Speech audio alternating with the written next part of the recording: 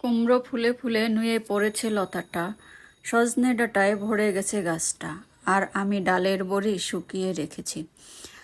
আবু জাফর ওবায়দুল্লাহর কোনো এক মাকে এই কবিতাটি পড়েছিলাম যখন আমি ক্লাস 8-এ পড়ি।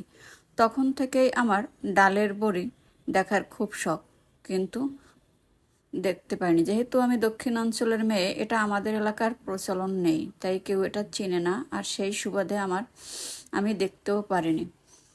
কিন্তু আমার এটা পরবর্তীতে দেখার সৌভাগ্য হয়েছে আমার শ্বশুর বাড়িতে। আর এই রেসিপিটা আমি আমার শাশুড়ি মায়ের কাছ থেকে শিখেছি। তো চলুন তাহলে রেসিপিটা দেখে আসি। তো এজন্য আমার প্রথমেই লাগবে রুই মাছ। আমি রুই মাছ নিয়েছি। এখানে আমি 5 পিস রুই মাছের পেটি নিয়েছি, তেল পেটি। তো এটা আমি প্রথমেই হলুদ মরিচ মাখিয়ে নেব। তো আমি অনেকেই বলে থাকেন যে আমার তরকারির রঙটা খুব সুন্দর হয়।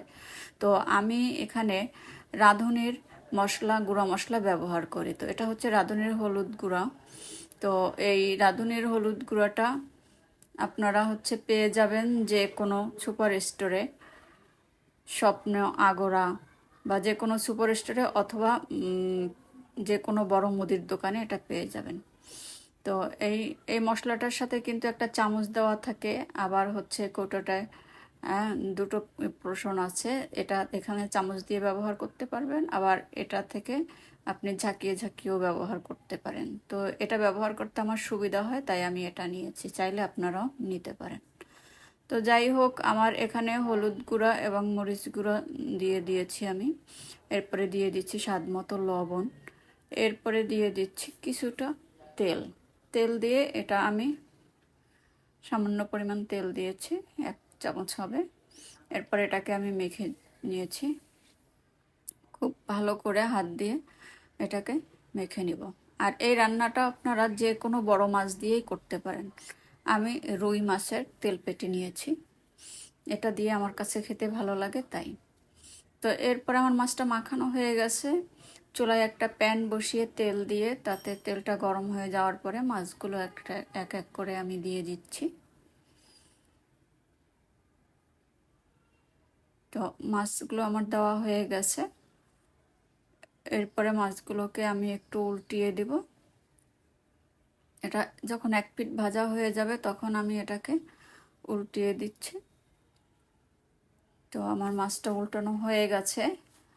এবার আমি দেখতেই পাচ্ছেন, মাছটা একটু লাল লাল করে ভেজে নেবেন, বেশি কড়া ভাজা হবে না, আবার কমও না।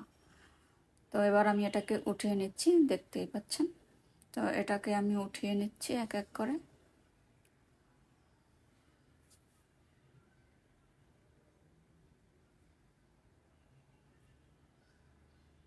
আমার এটা উঠানো হয়ে গেছে।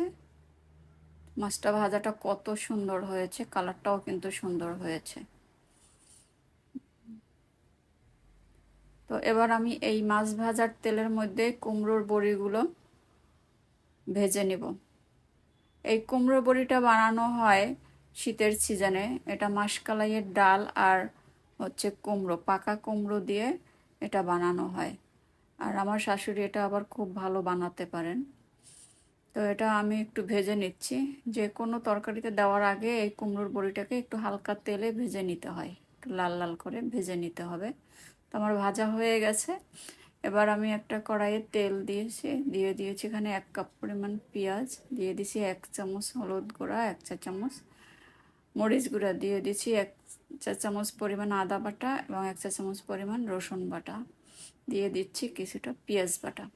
আর এই বড়ির তরকারিটায় পেঁয়াজটা আপনারা বাটা দেওয়ার চেষ্টা করবেন। পেঁয়াজ বাটাটা দিলে ঝোলটা একটু থিকনেসটা ভালো হয়। দিয়ে দিচ্ছি জিরার গুঁড়ো, দিয়ে দিচ্ছি স্বাদ মতো লবণ।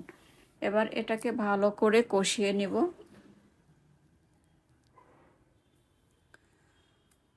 তো এই মশলাটাকে খুবই ভালো করে কষিয়ে নিতে হবে।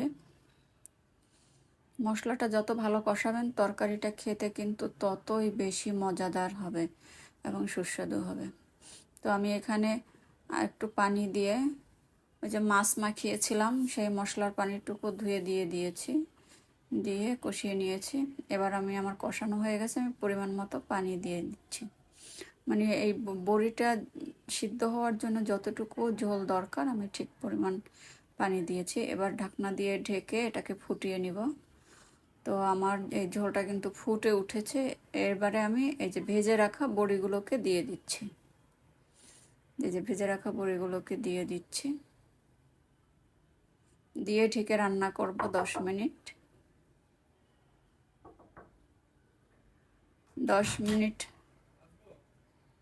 10 মিনিট রান্না করা আমার হয়ে গেছে। আমি এবার একটু উঠিয়ে, আমার বড়িটা কিন্তু আধা সিদ্ধ হয়ে গেছে।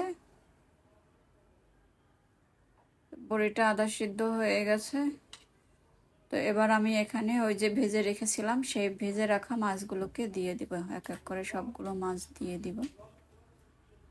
তো এই বড়িটা যখন আপনার হাফ সিদ্ধ হবে, মানে পুরো 50% সিদ্ধ হয়ে যাবে, তখন এই মাছটা দিয়ে দিতে হবে।